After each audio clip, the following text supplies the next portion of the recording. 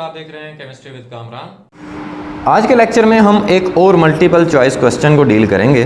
Question आप लोगों के सामने लिखा हुआ है कि the largest number of molecules are present in 3.6 gram of H2O, 4.8 gram of ethyl alcohol C2H5OH, 2.8 gram of carbon monoxide, 5.4 gram of nitrogen oxide N2O5।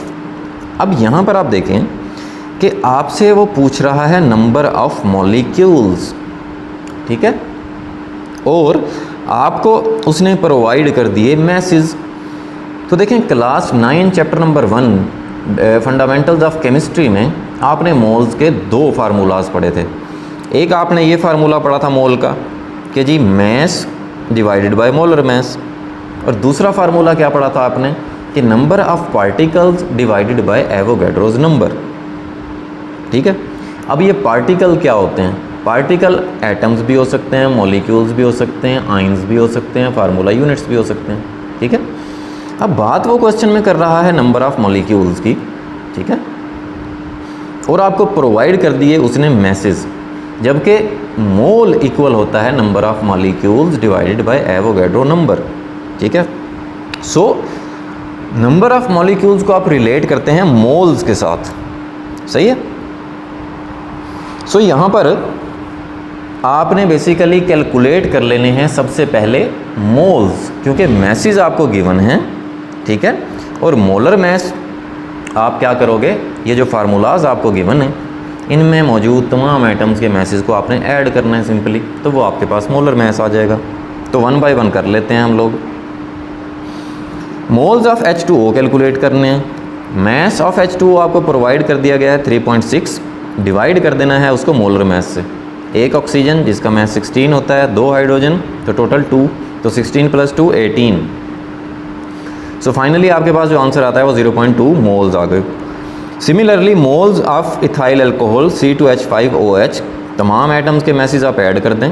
एक कार्बन का 12 होता है, हाइड्रोजन का 1 होता है, ऑक्सीजन का 16 होता है, तो यहाँ पर 2 कार्बन हैं, 6 हाइड्रोजन है और 1 ऑक्सीजन है, तो मोलर मैस टोटल आ जाएगा आपके पास 46। नंबर ऑफ मोल्स आ गया आपके पास 0.1। इसी तरह से moles of carbon monoxide calculate कर लें। मैस आपको दिया हुआ है डिवाइडेड बाय मोलर मैस, एक ऑक्सीजन और एक कार्बन का मैस आप ऐड कर दें, 12 + 16 28 हो गया। आंसर आ गया आपके पास 0.1 मोल। फिर सिमिलरली इसी तरह से N2O5 के लिए आप मोल्स कैलकुलेट कर लें। 5.4 मैस आपको गिवन है डिवाइडेड बाय मोलर मैस। एक नाइट्रोजन का मैस होता है 14, तो यहाँ पर N2 2 नाइट्रोजन है तो 28 इसका हो गया। एंड एक ऑक्सीजन का 16 ग्राम होता है मैस, 5 ऑक्सीजन का कितना हो जाएगा, 80 हो जाएगा, तो 108 टोटल मोलर मैस आ गया। मोल्स आपने कैलकुलेट किए 0.05 मोल्स आ गए आपके पास।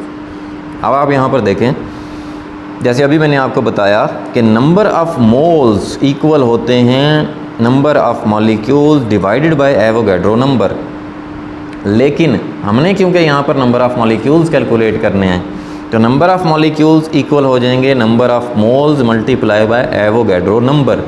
अब देखें एवोगैड्रो नंबर जो है वो कांस्टेंट होता है 6.02 × 10⁻23, ठीक है।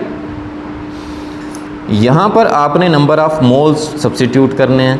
अब देखें नंबर ऑफ़ मोल्स जिस सब्सटेंस के ज़्यादा होंगे उसी के नंबर ऑफ़ मॉलिक्यूल्स की वैल्यू ज़्यादा आएगी, ठीक है, क्योंकि ये जो Na है इसकी तो वैल्यू सबके लिए सेम होगी।